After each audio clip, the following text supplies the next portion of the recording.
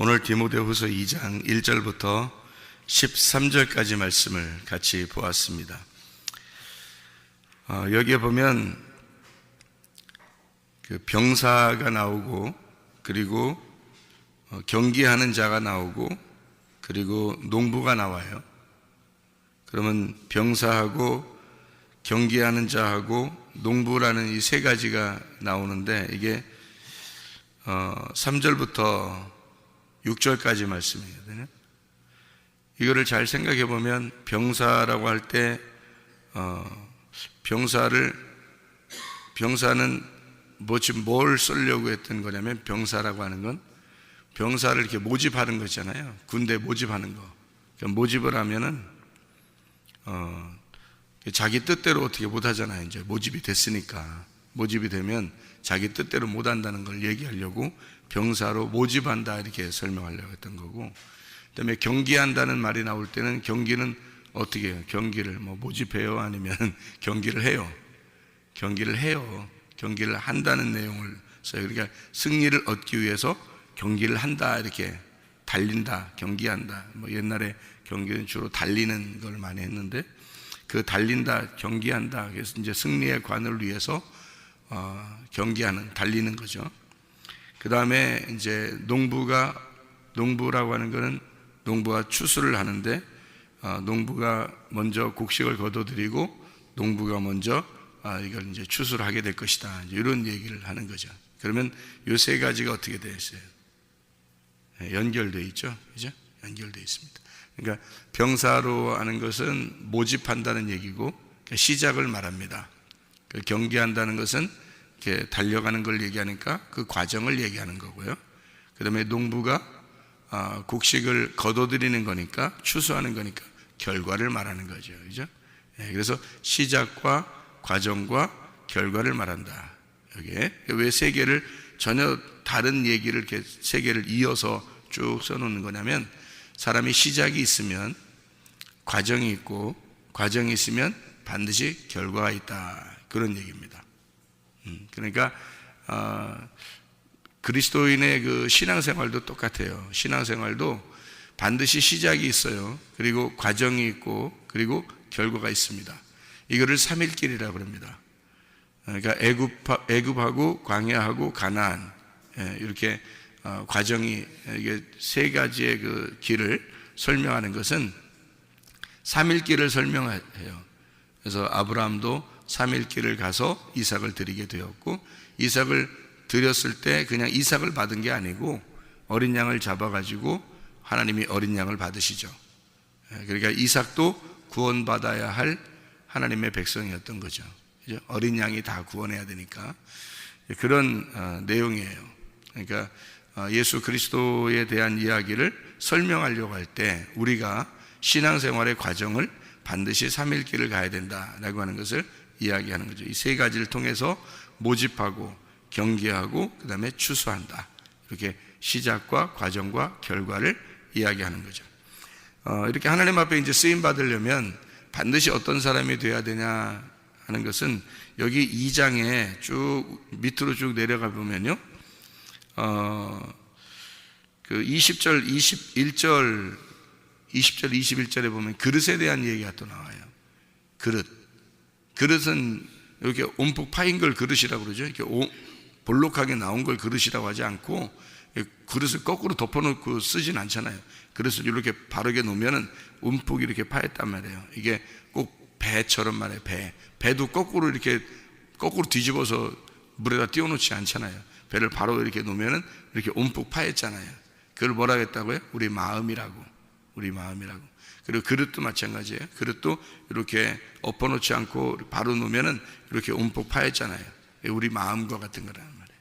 그러면 그릇이라고 하는 이 그릇에는 우리 마음, 우리의 영, 이것이 어떻게 돼야 된다? 깨끗한 그릇이 돼야 쓰신다, 이런 거죠. 그러니까 하나님의 그 시작과 과정과 결과에서 반드시 우리를 인정받는 그 일꾼이 되려면 반드시 이게 그릇이 깨끗한 그릇이 돼야 된다. 하나님은 금그릇도 원하는 게 아니고 은그릇도 원하는 게 아니다. 이것이 깨끗한 그릇을 원한다.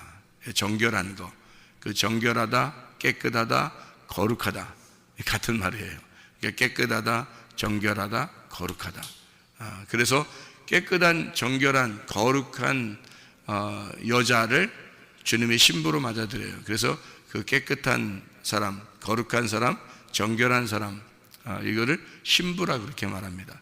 그래서 성경에는 신부가 결론이죠. 성경에 신부가 왜 결론이냐면 신랑보다 신부가 왜 결론이냐면 교회가 완성되는 게 성경의 완성이에요. 교회가 완성되는 게. 그러니까 왜 교회가 완성되는 걸 성경의 완성이라고 그러냐면 처음에 창세기 1장에 보면요, 하늘과 땅을 창조하십니다. 그렇죠?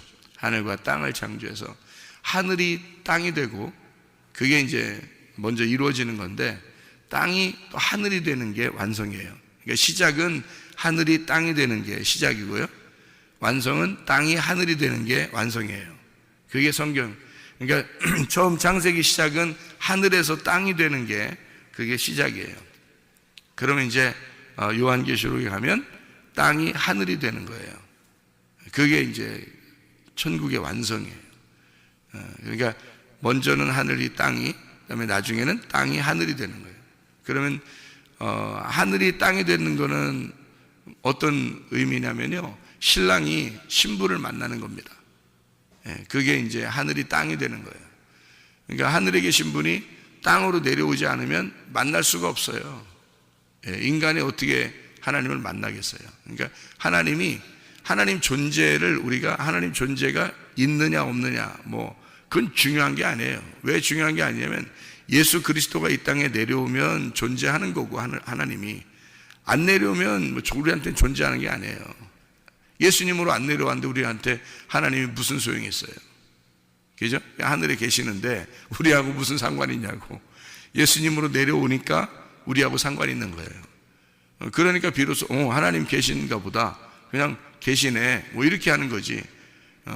예수님이 안 내려왔으면 하나님 계시는 그 존재 자체도 우리한테는 의미가 없어요. 하나님은 하나님이고 우리는 우리니까, 떨어져 있으니까 전혀 상관없는 존재거잖아요. 근데 상관이 있으려니까 하늘에 있는 하나님이 인간 예수 그리스도로 내려오셨단 말이에요. 그러니까 우리하고 상관이 있어진 거고, 상관이 있어지니까 우리가 예수를 보면서 하나님 아버지를 깨닫게 된 거예요. 그래서 예수님을 본 자는 하나님을 보았다라고 얘기하는 거니까, 예수님이 화해자죠. 하나님과 우리 사이를 화해시키는 화해자, 화목자가 된 거예요. 그래서 예수님을 본 자, 하나님을 본 거기 때문에 예수님은 우리에게 그토록 의미가 있는 겁니다. 그러니까 예수님을 믿지 않으면 하나님을 믿는 것은 아니죠. 예수님을 모르면 하나님을 아는 게 아니란 말이에요. 그래서 우리는 예수님을 꼭 알아야 되고 예수님을 꼭 믿어야 된다는 거예요. 그러니까 예수님이 우리한테 큰 의미니까, 예수가 존재니까 우리는 존재가 아니거든요. 그래서 하늘에 있는 그 예수가 이 땅에 내려옴으로써 바로 우리에게 존재가 되셨단 말이에요. 생명이 되셨다는 거죠. 비로소. 그래서 하늘에서 먼저 내려오는 게 먼저예요. 그리고 땅에서 이제 이 신부가 준비돼요. 땅에서 어린 양의 신부가 준비돼서 하늘로 올라가잖아요. 그러면 완성이에요. 그게 끝이라고요. 성경의 끝. 그럼 올라가면, 신부가 올라가면 어떻게 돼 있어요? 어떻게 되냐면 신랑하고 신부가 이렇게 있으면 안 돼요. 천국에는. 그러니까 하늘나라의 그 어린 양이, 그 하나님의 아들이 이 땅에 내려오면 나하고 하나님하고 떨어져 있으면 그게 안 되잖아요. 그러니까 하나님이 이 땅에 내려오시면 어떻게 해야지만이 우리가 구원받은 사람이냐면 그 하나님의 아들이 우리 안에 들어와야지 구원받은 사람이에요. 그죠? 그러니까 하늘에 계신 하늘이 땅에 내려와야지, 내려와서 들어와야 구원이에요. 그러면 이 구원받은 사람이 위로 이렇게 올라가면 누구만 보이겠어요? 신부만 보이는 거예요. 그러니까 신부만 있는 거예요. 왜냐하면 신랑이 신부 안으로 들어왔잖아요. 들어와서 땅 안에 들어왔잖아요. 그래서 이 땅이 하늘로 이렇게 올라간단 말이에요. 그러면 신부만 있잖아요. 신부만. 그죠? 신부만 있는 거야. 그럼 그 속에 누가 있어요? 신랑이 있는 거지. 그러니까 신부만 있고 신랑이 속에 있는 거예요. 그래서 그 신부가 이렇게 신부를 보니까 어떻게 생겼냐 봤더니 새 예루살렘이더라는 거예요. 그게 새 예루살렘 성이더라 라고 써 있는 거예요. 그럼 그 안에 신랑이 주인인 거죠. 신랑이 주인인데 안 보여요. 왜? 겉으로는 새 예루살렘 성이니까, 새 예루살렘 성이 신부니까. 그래서 그가 왜 하늘에, 이게 하늘에 있는 것이 이렇게 내려오는 것을 우리가 보는 거죠. 하늘에 계신 하나님이 이 땅에 내려와서 신부로 만들어서 그가 하늘나라의 성이 된 거예요. 천국이 된 거란 말이에요. 그러니까 천국은 신부예요. 그게 천국입니다. 그러니까 천국은 신부. 그러니까 천국 자체가, 그럼 그 안에 누가 있냐면 신랑이 있는 거예요. 그러니까 신부 안에 들어가 있는 거예요. 그러니까 이렇게 얘기하면 되려나요? 여자가 뱃속에 아들을 품었어요. 모태에서 뱃속에 아들을 품었어요. 그래서 이 아들이 나왔어요. 이 아들이 이제 예수님이에요. 예수님이라고 해야지 이해가 되지. 그냥 아들이 나왔네 이러면 이해가 안 되고, 예수님이 나왔어요.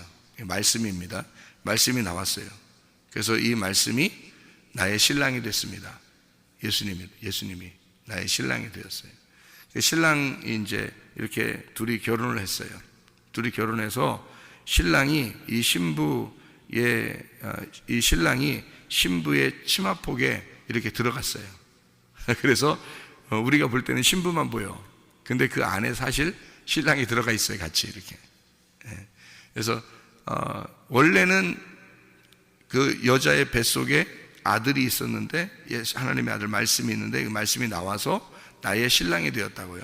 그 말씀이 나의 신랑이 돼서 나를 구원하셨어요. 그랬더니 구원할 때 둘이 떨어져 있으면 신랑과 신부잖아요.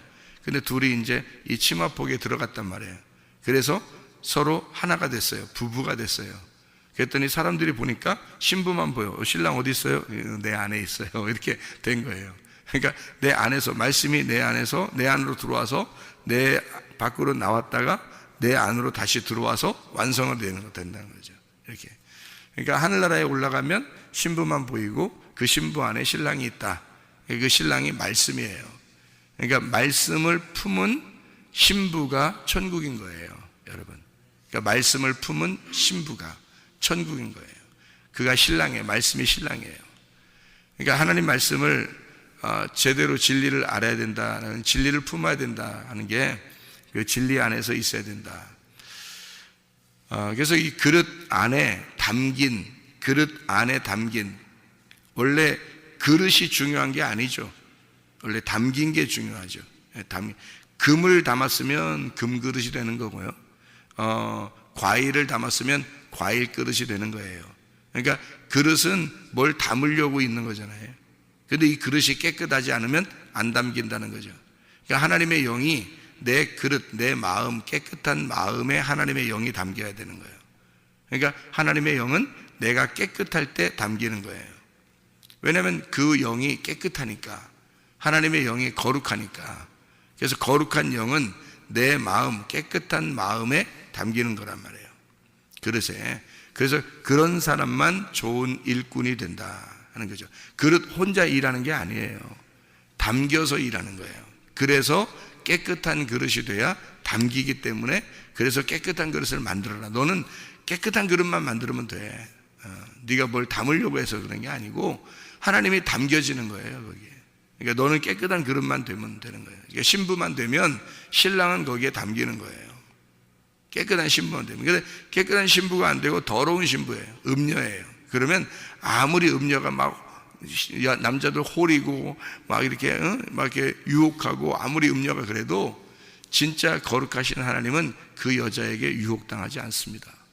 그 음녀에게 유혹당하지 않아요. 진짜 거룩한 성령님은, 그 하나님은요, 그 음녀에게 유혹당하지 않아요. 음녀를 심판해 버립니다. 신부에게만 담기는 거예요, 하나님의 아들은. 그러니까 이 말씀이라는 거룩한 진리의 말씀은 꼭 신부인 거룩한 신부에게만, 깨끗한 신부에게만 담긴다. 음녀는 더럽기 때문에 더러운 그릇이에요. 더러운 그릇이니까 그 안에 뭐가 담기겠어요? 더러운 말씀이 담기는 거예요. 그 더러운 말씀이 거짓 말씀이고요. 그 거짓 말씀이 선악의 말씀이란 말이에요. 그러니까 음녀, 그러면 그 음녀는 구원받을 수가 없는 거예요. 신부가 못 돼요. 그래서 음녀는 더럽다, 거짓한다, 이걸 음녀라고 그래요. 그래서 유혹하고 거짓하고 사람을 죽이는 겁니다. 그게 선악과라 그러는 거예요. 음녀는 선악과를 먹은 자예요. 이 선악과를 먹은 자는, 선악과가 율법이잖아요. 그래서 율법을 먹은 자가 음녀인 거예요. 그러니까 예수님이 와가지고 선악과를 먹은, 율법을 먹으면 그 바리새인들에게 욕을 한 겁니다.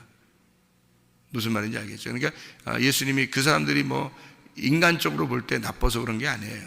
인간적으로 나빠서 그런 게 아니라 그 사람들을 구원해야 되겠으니까 그 사람들에게 욕을 하는 거예요. 상대적으로, 그죠? 구원하려고 안 했으면 욕도 안 하죠. 그냥 지나가 버리지, 뭐하러 욕해요. 근데 구원하고 싶으니까, 정말 내 자녀들이니까, 이거를 깨끗하게 만들어야 되니까, 그들의 음녀라고 하는 걸 심판해 버려야 되니까, 그들 속에 있는 그 음녀라는 마음을 심판해 버려야 되니까 예수님께서 단도직입적으로 욕을 한 거예요. 무슨 말인지 알겠죠? 그러면 음녀가 어떻게 돼요? 속에서 깨지면, 음녀가 깨지고 음녀가 파괴되면 신부가 되는 거거든요. 그래서 아리마대 요셉도, 또 니고데모도 예수님이 그 죽었을 때 그 시체를 달라고 그랬죠. 그리고 그 시체를 이렇게 씻어 주려고 했고, 그 시체를 갖다 자기 무덤에 갖다 놓은 사람도 있고, 이렇게 하잖아요. 그게 공회원이고 바리새인들이에요. 이게 니고데모 같은 경우는, 그죠? 바리새인이고, 그리고 아리마대 요셉 같은 경우는 공회원이고, 그가 율법에 대한 정통한 자들이란 말이에요. 이 사람들은 예수의 그 시체라도 사랑하고 싶은, 그 말은 정말 순수하게 사랑했다는 말입니다. 순수하게 사랑했어요. 삭개오처럼 말이죠. 순수하게 사랑한, 자기에게 유익이 하나도 없는데도 자기에게 그 시체를 가져왔을 때 유익한 게 하나도 없어요. 근데도 사랑했어요. 손해보는 거 알면서도. 그래서 예수님을 정말 사랑했다. 순수하게. 죽었을 때 사랑하는 게 진짜죠. 죽었을 때 다 도망가지 뭐. 죽으려고 하니까 다 도망가죠. 제자들까지도. 근데 이 사람들은 그렇지 않았어요. 예수님이 강도들과 함께 죽었는데 그 예수를 사랑한 거예요. 순수하게 말이죠. 사랑한 겁니다. 그런 사람들. 어떻게 된 거예요? 예수가 있을 때 그들은 예수에게 의하여 질타를 받고 예수에 의하여 깨끗함을 받은 자들이죠. 그러니까 그들을 파괴한 겁니다. 그들의 마음이 파괴가 된 거예요. 그러니까 손해볼 거를 이미 뭐 예상하는데도 불구하고 자기들은 그 예수를 순수하게, 자기를 파괴한, 자기 마음을 다 찢어놓은 그 예수를 사랑했다. 그들이 구원받는 거예요. 예수가 부활하면 구원받는 거죠. 그죠? 부활하면 바로 구원받죠. 그 사람들은. 왜냐하면 그 순수한 마음으로 주님을 받아들였기 때문에 그런 거죠. 그죠? 순수한 마음. 그러니까 우리가 어떤 조건을 내걸고 예수님 나에게 이렇게 하면 내가 사랑할게요. 이건 조건이잖아요. 조건을 내걸은 사랑이잖아요. 조건 없는 사랑을 해야지. 그죠? 조건 없는 사랑. 주님이 나를 조건 없이 사랑했고 나도 주님 앞에 조건 없이 사랑하는 그런 순수한 마음을 가진 자가 삭개오 같은 사람이에요. 삭개오 같은 사람은 진짜 순수한 깨끗한 마음을 가진 자죠. 삭개오가 깨끗한 그 사람이에요. 그래서 예수님을 쳐다보고 싶었어요. 그냥 보고 싶은 거예요. 그냥 보고 싶은 거. 그런 마음을 가진 자에게 예수님은 그 마음을 보셨죠. 깨끗한 그릇이에요. 내가 네 집에 오늘 유하여야겠다. 내가 오늘 네 그릇에 담겨야 되겠다. 그 말입니다. 내가 오늘 네 그릇에 담겨야 되겠다. 참 놀라운 말이죠. 그래서 그 깨끗한 그릇이 되니까, 삭개오가 너무 깨끗하니까, 마음이 너무 순수하고 깨끗해. 예수님 보고만 싶어. 그러니까 보고만 싶은 그 마음을 가진 그 삭개오의 그릇에 내가 오늘 네 그릇에 담겨야 되겠다. 내가 오늘 네 집에 들어가겠다. 그런 말씀을 하시죠. 주님이 쓰시는 그릇은 깨끗한 그릇입니다. 자, 우리는 어떻게 해요? 군사로 모집당한 사람입니다. 그리고 경계하는 자예요. 그리고 우리는 어느 날 추수를 할 것입니다. 그러면 우리 알곡되는 신자들만 추수가 되겠죠? 진짜 신부가 되는 겁니다.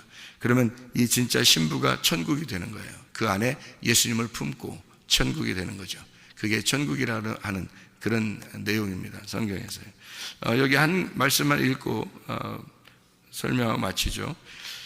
디모데후서 2장 9절 10절 말씀입니다. 9절 10절 말씀 보면 복음으로 말미암아 내가 죄인과 같이 매이는 데까지 고난을 받았지만 하나님의 말씀은 매이지 아니하니라. 그러므로 내가 택함 받은 자들을 위하여 모든 것을 참음은 그들도 그리스도 예수 안에 있는 구원을 영원한 영광과 함께 받게 하려 함이라. 이게 이제 택함 받은 사람도 나오고 그러는데 여기 지금 복음으로 말미암아 죄인과 같이 매이는 데까지 고난을 받았다. 여기 이 매이는 죄인과 같이 매이는 데까지라는 이 죄인과 같이 매이는 것이 누가 매였어요? 죄인과 같이 매였다는 게 누가 죄인과 같이 매였어요? 예수님이 누구처럼 매였죠? 누구처럼 매여요?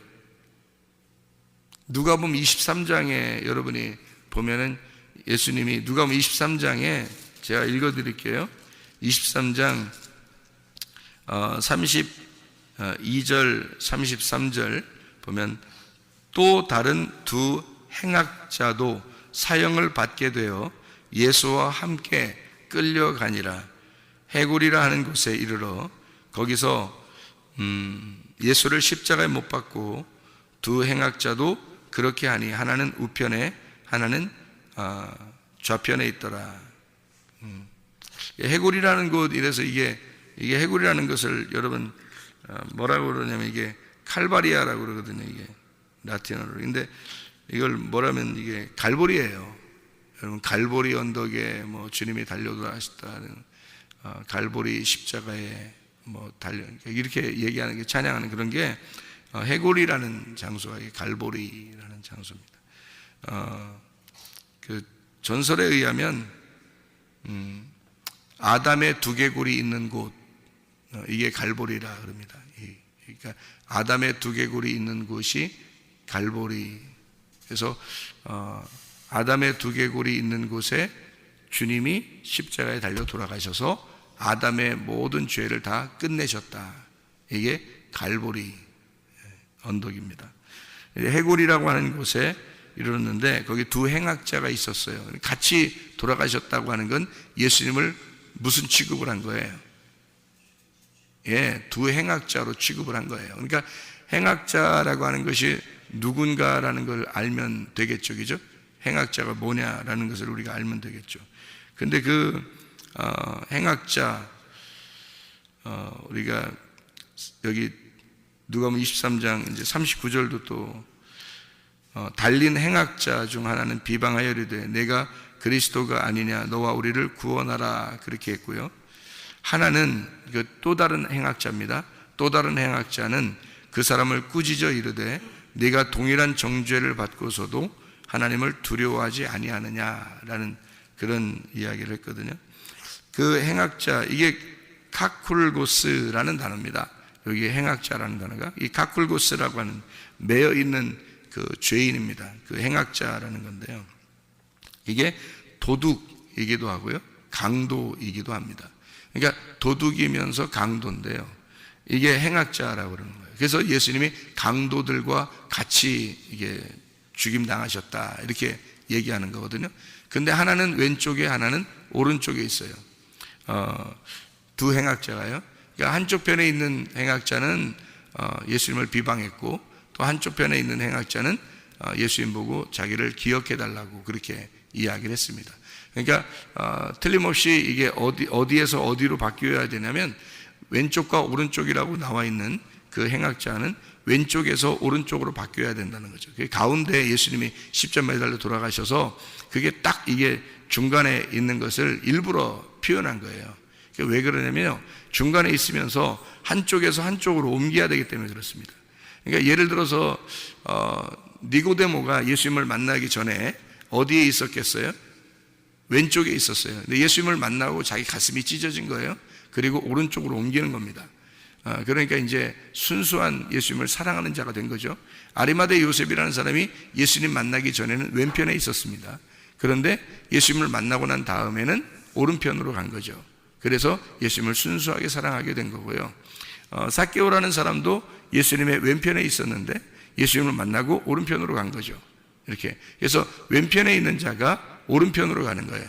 예수님은 하나님 보좌 어디 왼편 오른편에 있어요. 어디 오른편으로 가 있어요. 하나님 보좌 오른편으로 가셨다 그렇게 말해요. 그러면 이 땅에 계실 때 예수님께서 승천하시면서 하나님 보좌 우편에 내가 가리라 그렇게 하는 것은 하나님의 권능의 자리에 간다는 얘기인데, 그게 오른편이라는 말이 하나님의 권능이라는, 오른손이라는 말이에요. 오른편. 그래서 이게 권능이라는 자리거든요. 심판하는 자리에 가셨다 이런 의미인데요. 어디에 되냐면 예수님의 하나님의 오른편으로 가셨다는 말은 어디에 있었다는 말이에요? 왼편에 있었다는 말을 말하는 것입니다. 그러니까 예수님 자체가 왼편에 있다. 그럼 왼편이 어디? 하나님 우편에 내가 가리라 했으니까 하나님 우편은 어디를 얘기하는 거예요? 땅을 얘기해요? 하늘을 얘기해요? 하늘을 얘기하는 거고요.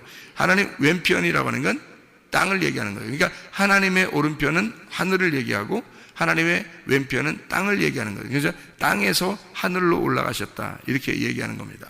그게 성경이에요.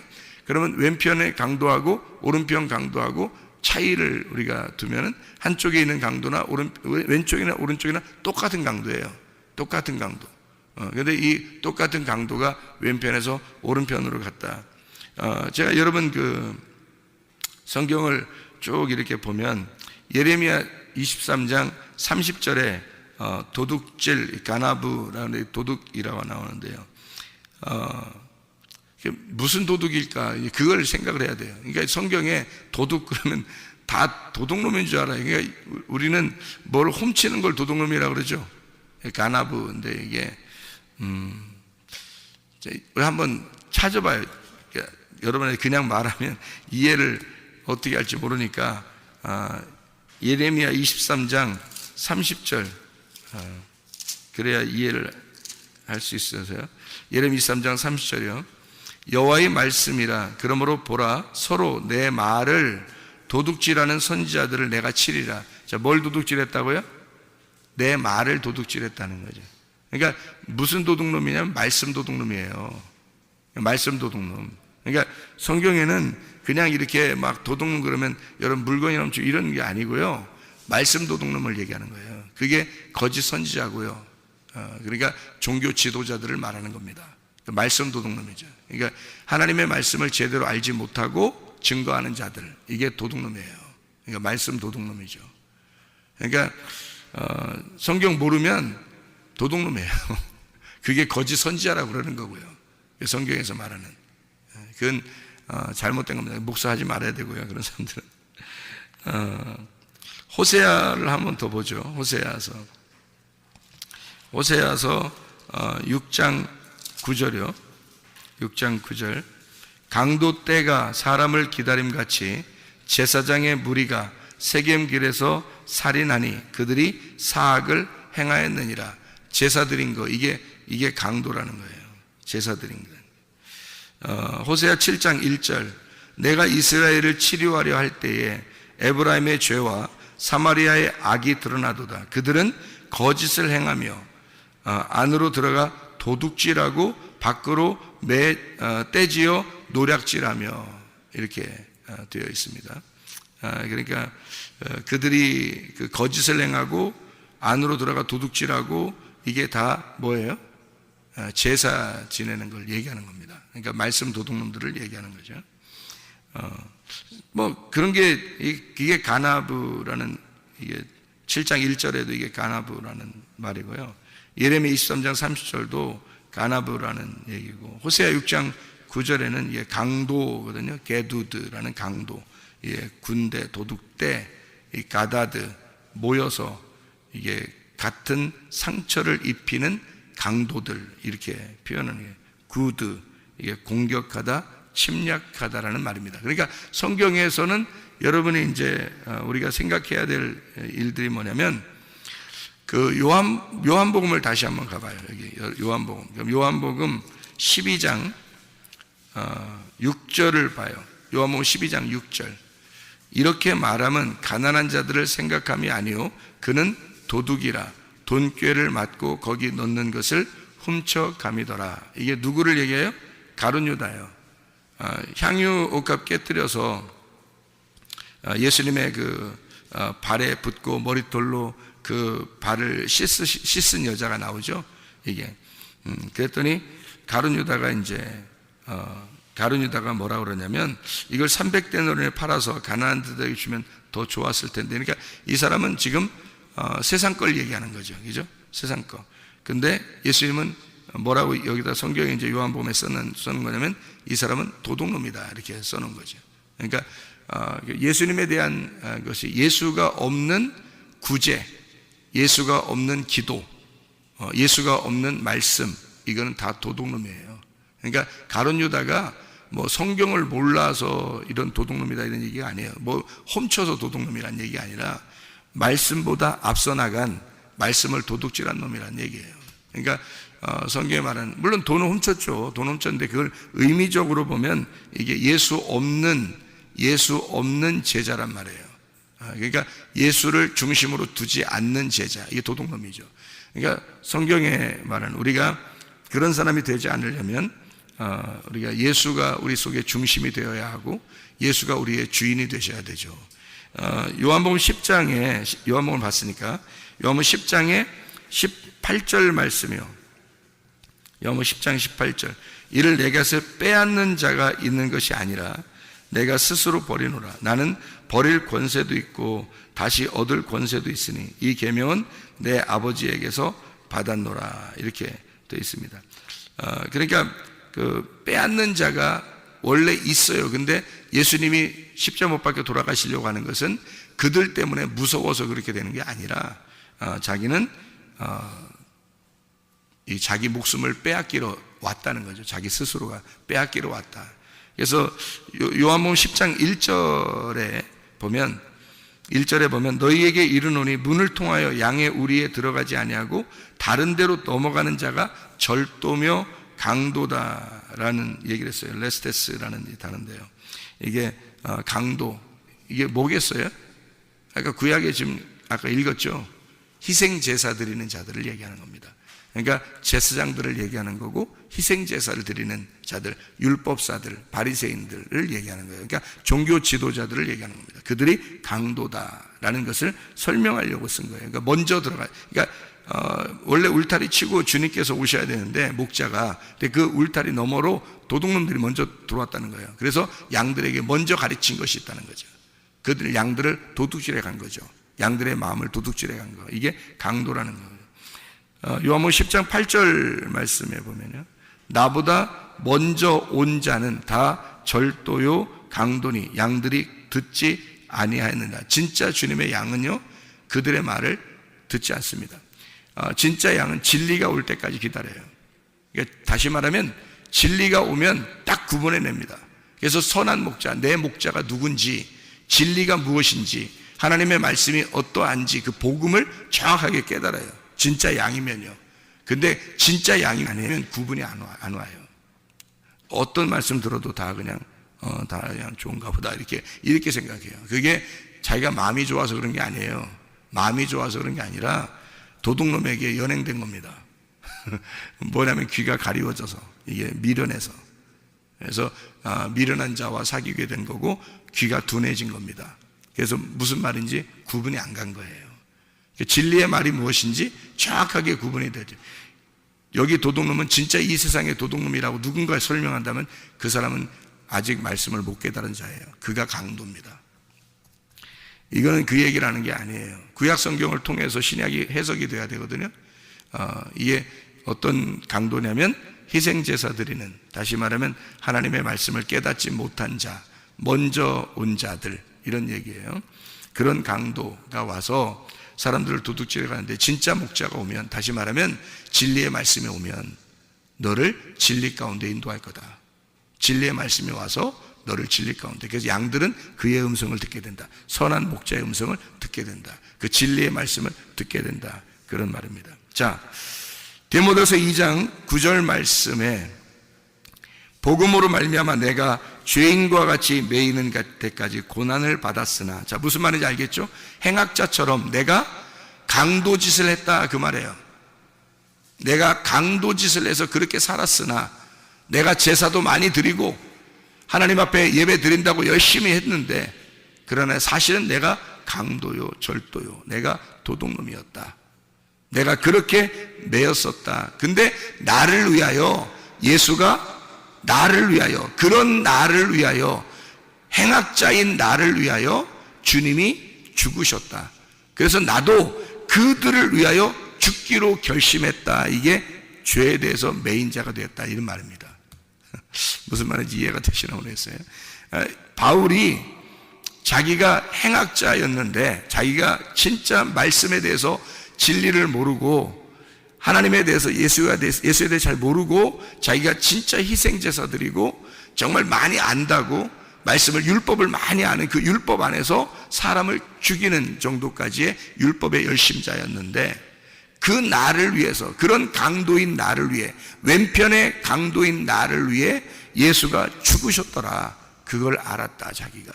그래서 그 죽는 데까지 그 죄인으로서 매이는 데까지 내가 고난을 받는다. 그래서 거기에 그 예수를 깨닫고 나는 왼편에서 오른편으로 간 자가 되었다. 그래서 말씀이 그 예수가 죽었지만 나는 자기는 예수를 죽이려고 그들의 제자들까지 다 죽이려고 했는데 그 말씀이 매이지 않더라. 그 말씀이 자유롭더라.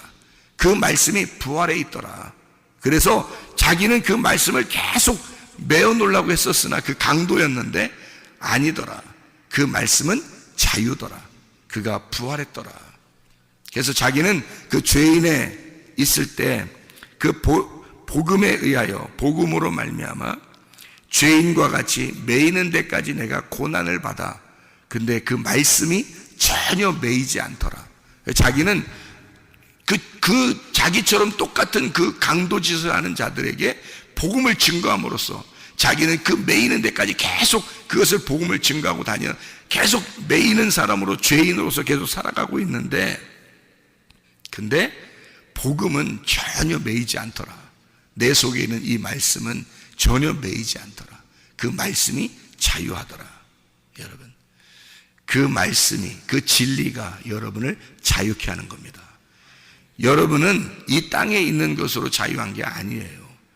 하늘의 사람으로 깨끗한 그릇이 되어 하나님의 말씀, 진리의 말씀, 그 하나님을 여러분 안에 담으면 여러분은 자유합니다. 그 하나님의 영 안에서 자유하게 돼요. 그러면 행복하죠. 그게 천국이라고 그러는 거예요. 이 땅에서도 하나님의 나라를 사는 사람 되길 바랍니다. 기도하겠습니다.